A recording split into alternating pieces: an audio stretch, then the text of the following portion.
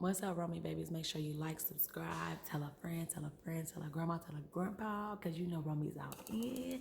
And this video is about moving to Indiana and what the I went through living in Indiana. Okay, now I had met some good people though, no cap. But anyway, I was 19 when I was deciding when I was like, I'm about to move and I'm not coming back to Ohio. So I met a girl when I was 20 years old. Her name was Brittany Hodges, and her and I dated before we moved to Indiana. She was already going to Indiana because she was going to Winchester University for her master's, and I was just had graduated from high school at 19. I had only been 20 for like 4 to 5 months before I had met her. And I'm like, I'm getting out of here. So she was like just a meal ticket to get out of Ohio. I'm assuming, but I did my own part. Like I paid for my part to get there. Went half on the apartment, went half on the cars, went um, 50-50. So we get there, you know what I'm saying? I'm thinking everything all good and gravy. And this damn girl cheating on me with a girl in Indiana. I mean, with a girl in Dayton, Ohio. She had went back and forth to Dayton, Ohio when we got there. I'm like, it's crazy. But when we first got there, everything was smooth sailing. We had a beautiful home. We were both working. She was working at Best Buy. I was working at J.C. Penney's. We was, doing our own thing. We had a lot of stuff together. And I really was like looking forward to having a life with this woman, and for her to flip on me and just have threw me at a loop. Like we would get into it over small stuff, like she would want it to be washed a certain way, or she will want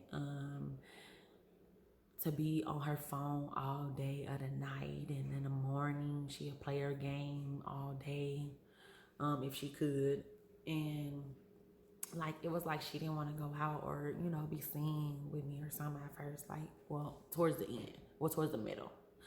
And I'm like, what's going on? I'm trying to talk to her. She wasn't trying to give me no like conversation. She wasn't being I feel like she wasn't being an adult about it.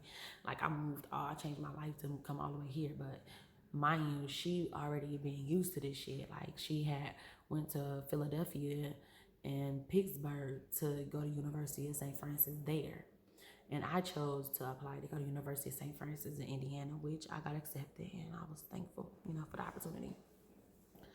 And so I just was confused on like what's going on with this damn girl? Why she acting like, so funny and stuff, so like changing on me. So it gets to around to when I'm about to turn 21. I'm trying to have a good birthday, trying to have a good time. This woman like destroyed my 21st birthday. Um, me and my friend, me and my friend Asia, we had worked together, and we was all supposed to, go out and whatever and have a couple drinks or whatever. I mean, she just like was going off like, you fucking B, and you whatever. I mean, calling me a fat B. I mean, she was just, I was bigger than when had met her.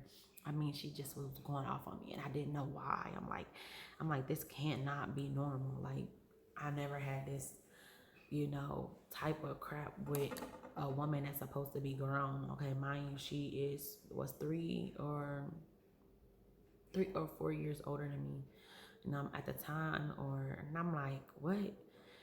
So I got out the car. Me and my friend, we walked and went to a bar.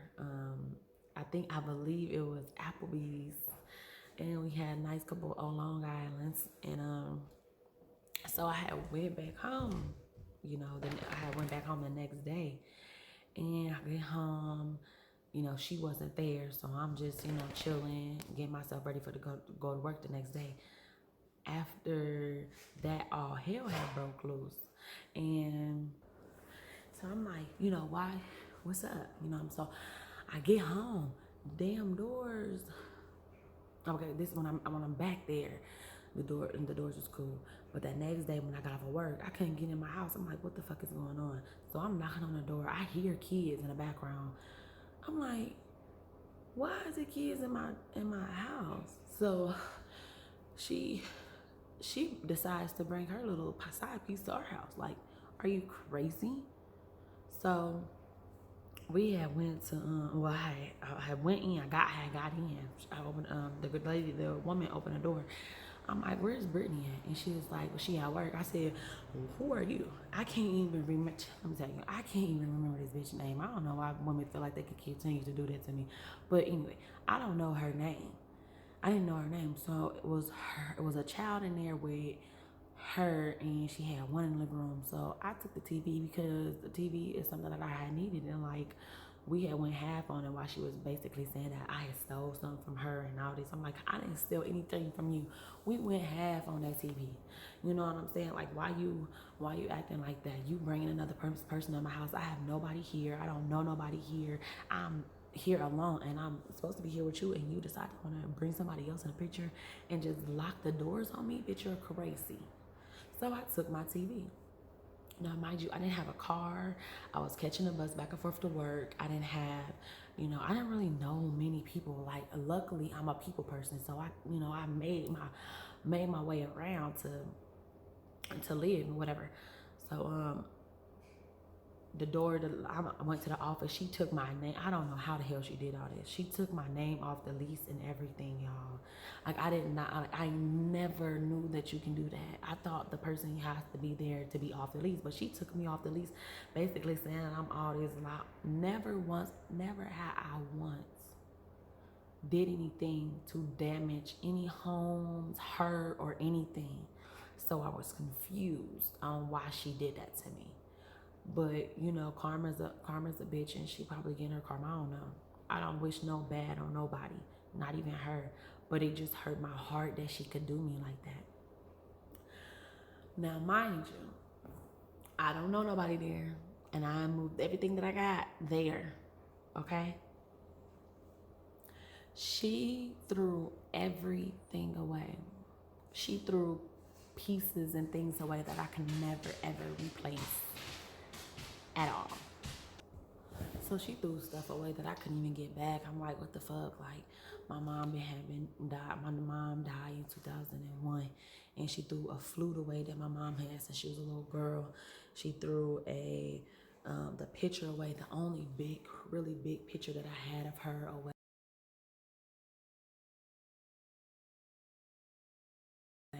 I mean, she just threw my clothes away, my shoes. The only thing I had on me that day was the book bag, that cheer bag.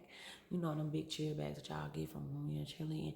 I had that full of clothes and one pair of shoes. This girl threw everything that I had out. I had completely started over.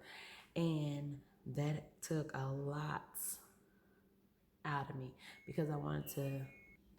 So when she So when I came back, like I said, she had got rid of everything. When I came back, I'm like, when I came back to see everything missing,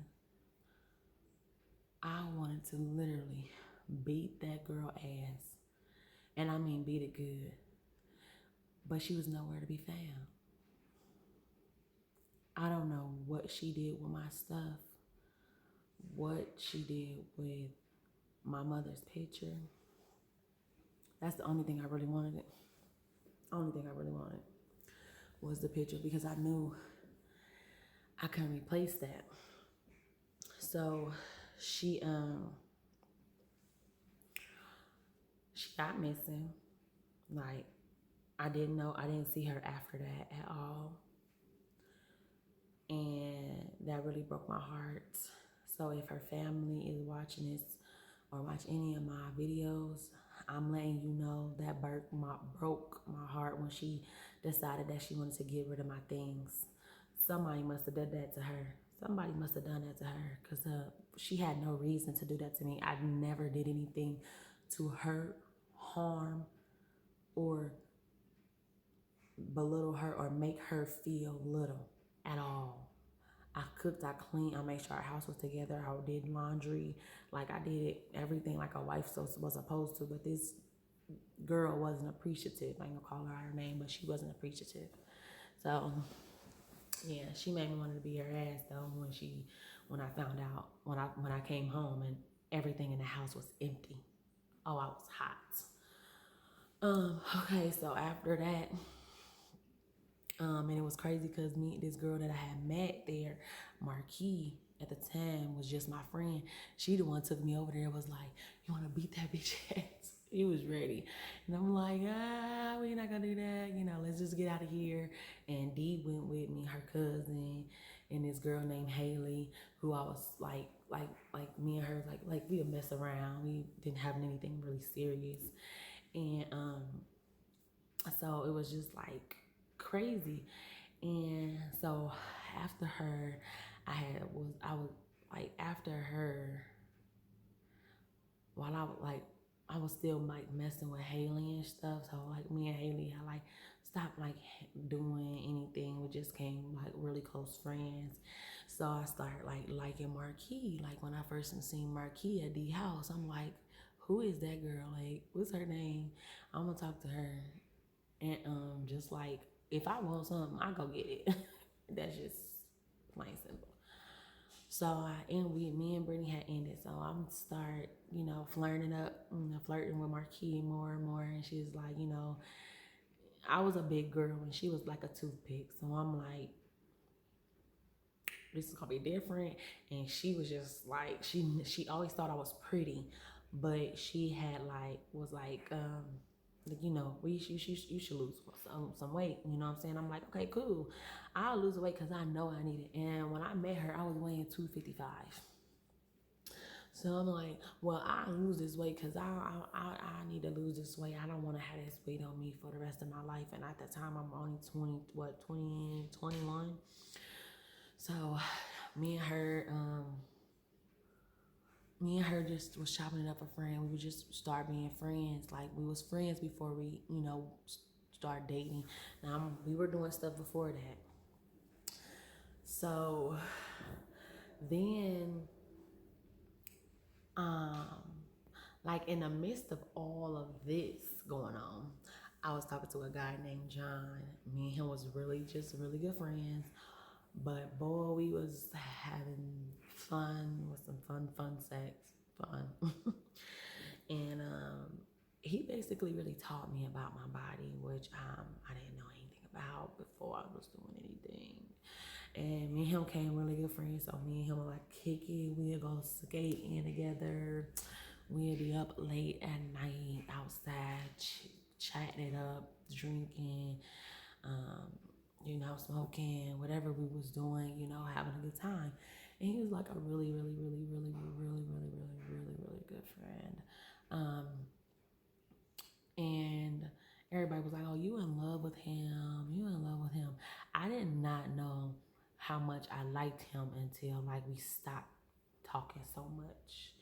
And the reason I liked him because he didn't look at me just for sex. Like he was looking at me like a friend. Like, let's go have fun. Let's go to the Legion. Let's go skate. Like he was looking at more of us being like, solely just friends.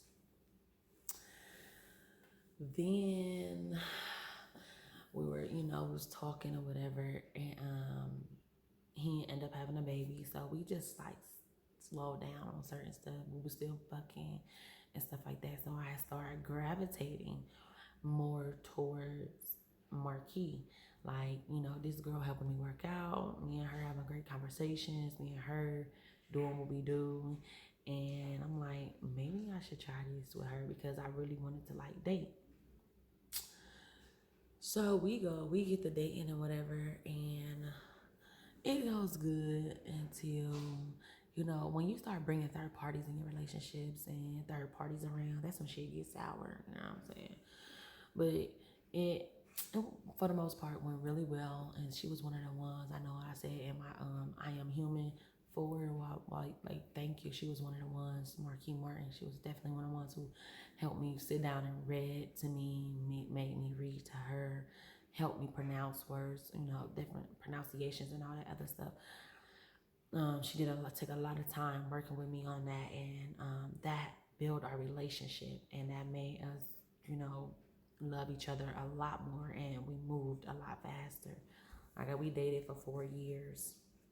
And then like she had got locked up and I had to do a lot of stuff back and forth, going to visit and writing, making sure stuff was on her books. Like that had took a toll on me. It took me out of school because I was trying to make sure she was taken care of and our house was taken care of. So I had to do more work and I had to pick up slack that what she was doing half, and I had to make sure it was taken care of, period. Because I'm not living nowhere without having my own.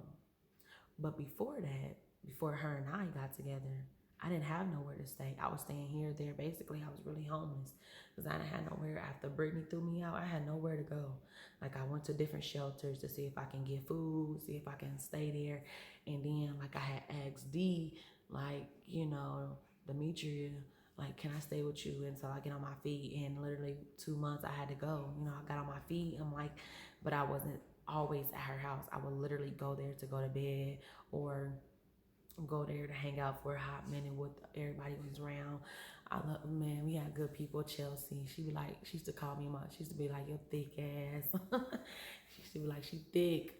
And me and her had fell out. Just, that kind of broke my heart. Her and I got into a fight twice over some bull crap. I told her that she had to leave because she wasn't doing her part. And period, if you're not doing your part as a mother and as a roommate, why are you here? You know what I'm saying? She was a great mother, but like you can't have all these people in this house with these kids. Like that's just me. That's just my motto because of what I've been through. And that doesn't define her motherhood because she's a great mother, like I said. But me and her got into a fight, like, and I had to get her shit and get out, like, and then when I moved out of one of the apartments, I was waiting on my other apartment to get fixed or to find me something else, right? I was asked her, like, can I, stay here for a couple weeks until I, get my place together. She agreed for me to lay there. She agreed for me to stay there for a hot minute, so I stayed there, and I finally got my stuff together. But I started seeing stuff that I didn't like, that I didn't agree with, so I just hurried my ass up and got the fuck up out of there. And still hurrying up and get out of there, I'm still getting into a fight with this girl over some bull crap, and still trying to make ends meet because we friends. I ain't trying to fight with you, girl. So, me and her squashed that or whatever. And Crystal, I love Crystal. She's just so quiet. Crystal, well, she was quiet back then, and she was just, a really good friend. She was her sister, and like we was all close and did all types of shit together, and yeah, I had fun. I definitely had fun. So then I started working at Rainbow, like hard, real tough. And I met a girl named Brittany who was trying to have sex with me. Y'all, breath was stinking. No. And I stayed with her for a little minute because I got me a apartment, and Marquis brought this girl in our house, y'all. But at this time, we was not going together. We were just, fairly talking, open, I was still doing what I was doing, she was doing what she was doing. But it's just a simple fact, like, you brought this woman into my house, and then after I do you want to go lay with her? What type of crap is that? So I had to go cool off, calm, cool, collective, and go walk and get away. But so I was still working at That's when I was working at Rainbow. And I told Marquis that she had to get her shit and get the fuck out. Girl, she came to my job like, here goes my half of the rent. I got the whole rent. I'm like, I don't want your money. I want the respect. You want me to respect you? You want to respect me. So I didn't take her money. I let her do what she do, pay the rent, and just go pay it. I don't want it. Don't give it to me in my hand. If you gonna do it, go do it. That's just the type of person I was, or I am. And so I working at Rainbow, met a couple people. Peanut butter, Reese girl. Let me see you pick yourself. That's my girl, Netta. I call her peanut butter because she literally is peanut butter. And me and her became real close. Finding out, that's John's sister, and it just made it even better. Like, I can hang out with both of y'all, or however. And yeah, I just had a really good time when I lived in Indiana. one thing I can definitely say about Indiana, with me moving away so young and not having no control or not having any idea about what life was about to hand or throw me, it gave me the best opportunity to grow into an adult. That was the best thing. It taught me to grow into an adult. And when I first got there, y'all, I know this is backtracking, but my best friend Tiffany, that's my baby, y'all. I met her working at JC Penney's. That was my baby. And in 2012, I had got arrested from JC Penney's. And I was like, what? These mother freakers said that I stole a diamond ring. I did not steal no diamond ring. I had went to jail. I sat in there for like 42 hours. I sat in there for like, no, I ain't gonna say 42 hours. I sat in there for like 24 hours. I got released at like maybe 3 or 4 a.m. in the morning. And my girl at the time, which was Brittany, I'm going back, which was Brittany, gonna say, what did you do? What you mean, what did I do? You supposed to be my girlfriend. Girl, I'm so glad I left that bitch. But yeah, I got arrested and they was telling her this is when I first was figuring out racism and all this craziness. They had my best friend Tiffany, she's a white girl. They had told her to stop talking to me because they didn't want her to be affiliated with anything dangerous, or I was a dangerous person, or I was a thief. Not at all. Like, what? We did a lot. So I'm going to end that right here. I'm going to say it again. When I lived in Indiana, it grew me up into an adult. It grew me up into a woman. It taught me morals. It taught me independence. It taught me worth. So much, my worth. It taught me that, like, because I was out there on my own. I couldn't go home to mommy. I couldn't go home to dad. I couldn't go home to auntie. I couldn't go home to anybody. It was just me, and I wanted to show my brothers and sisters that is possible. You can do anything you put your mind to. I did not finish college in University of St. Francis, but I finished college. I can say that. But I'm going to end this here. So make sure you like, subscribe, tell a friend, tell a grandma, because you know Romey's out in. And this is about part 1 of me living in Indiana.